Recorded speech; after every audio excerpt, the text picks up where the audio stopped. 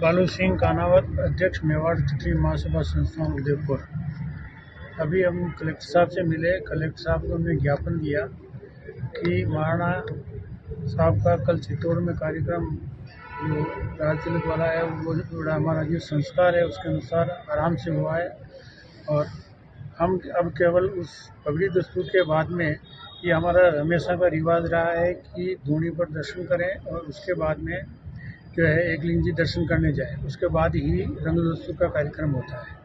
अब आधा कार्य तो हो गया, ये राज तिलक हो गया, और यहाँ पर जो है इसका विवाद उत्पन्न हो गया या धूनी पे दर्शन, पैलेस में धूनी पे दर्शन करने के लिए।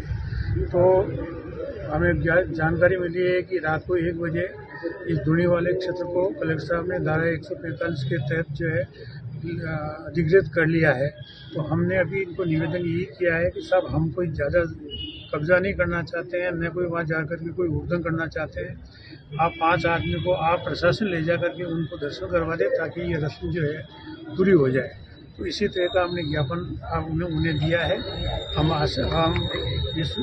लक्ष्यराज सिंह जी से भी मिलने का प्रयास कर रहे हैं, पर उनको भी हम समाज की तरफ से समझाने का प्रयास करेंगे कि साहब इसमें कोई जो सरकार का निर्णय होगा कब्जे का वो सरकार करेगी। ये केवल मात्र जो है कि दर्शन करवाने हैं, उसमें इतना तो क्या हो गया जो आपका खून का रिश्ता इतना तो खराब नहीं हो सकता।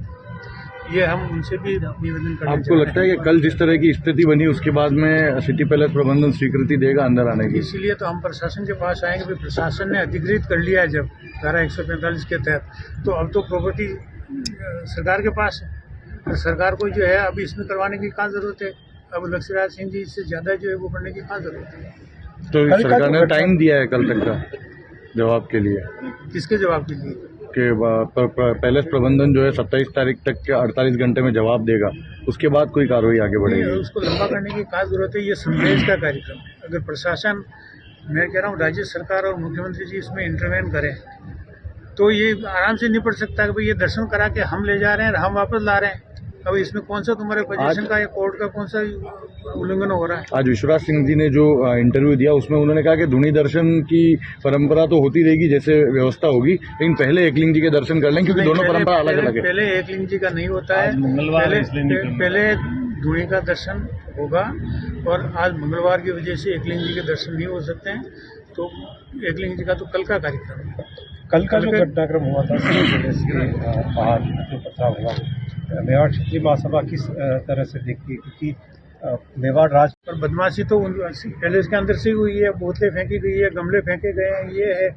तो ये तो शांतिपूर्ण तरीके से अंदर हम घुसना चाह रहे थे, दर्शन करवाना चाह रहे थे। तो ऐसा कुछ नहीं है। अभी भी हम शांतिपूर्ण तरीके से, तो आप सभी मेवाड़ के हो, मेवाड़ की कितनी बदनामी हो रही है। ये कोई केवल इन दोनों की बदनामी नहीं हो रही है, न केवल राजपूतों की बदनामी हो रही है, पूरे मेवाड़ के सभी समाजों की 36 कौम की जो है बदनामी हो रही है। वहाँ पे पैलेस में मैसेज पहुँचा दिया आपने मिलने के लिए, या अब पहुँचाएंगे? नहीं, अब हमने इन सभी का, उन्होंने कहा आप भी प्रयास करो, मैं भी प्रयास करता हूँ। कलेक्टर साहब ने आश्वासन दिया, वो भी प्रयास कर रहे हैं, हम भी प्रयास करें कि साहब हमारी भी सुन लो, कम से कम मेवाड़ के नाम इतनी तो मत कटाओ।